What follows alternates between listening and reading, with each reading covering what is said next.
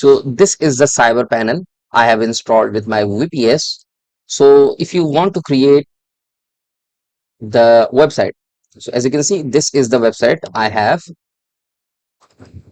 Now I'm going to create this particular website on this particular panel. You have two choices. Just go to the website and create the website. The second one, as you can see, this is the website. Just click on this one. As you can see, this is the create website.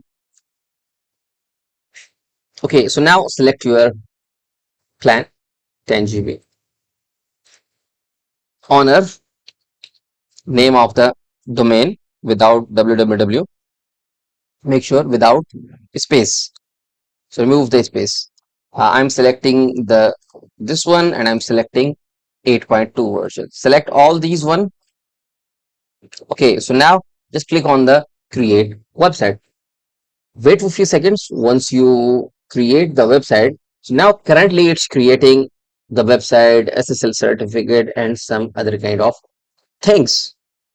So it wait for a few seconds. Once we or our system created the website out of the box for you, then I will let you know. Okay, so now as you can see, you have successfully created this one. So if you click on the go to website, it's up to you. You can click on the modify website, suspend, or any kind of. I'm going to click on the list of the website.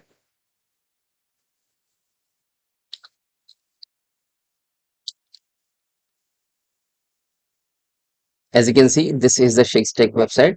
Just click on the manage website. And now here, as you can see, you have the panel similar to the cPanel. So this is the cyber panel. So now you have the file manager where you can keep the files, which is currently I'm downloading. And also you have to create the database. So before further processing, how can you create the database? Just click on the database, click on the database. So as you can see, the files are ready. So select your website. I'm selecting the website, Shakestack. Fine. I'm saying main. We have two databases here. As you can see, this is the Laravel and this is the main. I'm selecting the Laravel. Username is Laravel and password is, so let's suppose I'm saying Laravel and the password is, let's suppose I'm saying, you can also generate the password. If you click on this one, uh, copy this one, use this one, and you have to keep this. I'm going to keep all the credentials here. So let's suppose I'm saying database, and here database name, username, and password. So this is the password. And now create the database. You have successfully created the database. So this is the first one. The second one I'm going to create with the main, and this is the main. I'm using the same password. Copy this one, paste this one password here, click the one. I have created two databases with two usernames separately. Fine. Now go to the list databases, select Shakestack.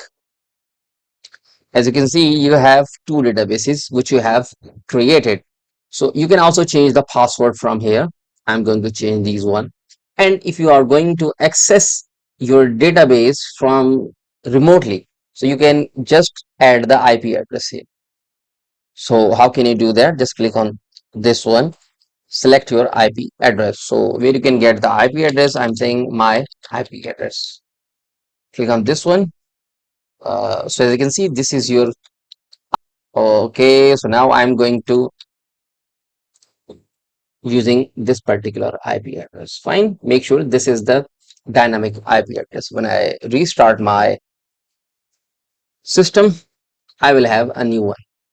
So in this way, you can access the remotely one. So I have already created these two. So how can you import the databases? So just Click on the phpMyAdmin. It will redirect you to the phpMyAdmin section. Make sure I'm going to export the database from here.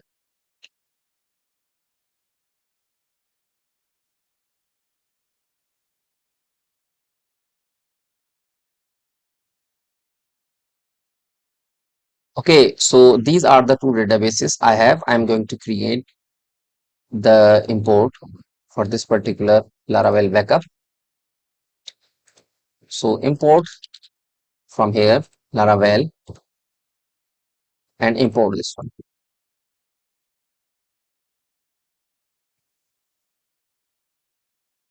Click on the import button. If you have any kind of error, just remove it, because I have exported the database from the cPanel, not from the CyberPanel. So wait for a few seconds until you have imported your database.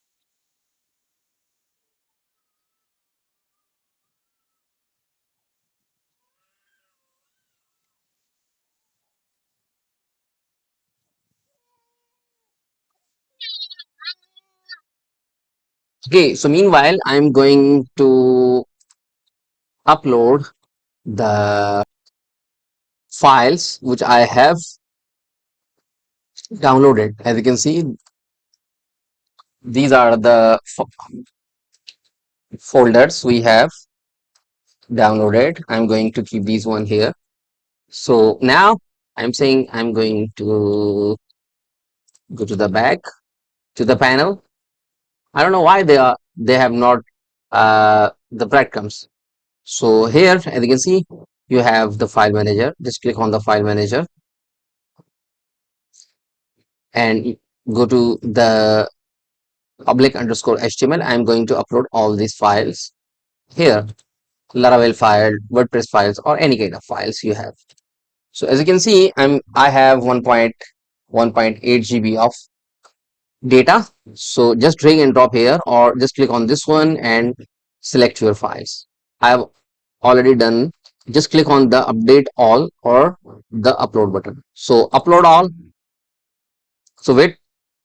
So it takes time to upload 1.3 GB of data. It's totally dependent upon your internet speed and also the server you have. Okay, so we are importing the database. As you can see, we have successfully imported the data. So this is the first one. The second one is this one. I'm also going to import the second one database. So this is the main database. Fine, just import it.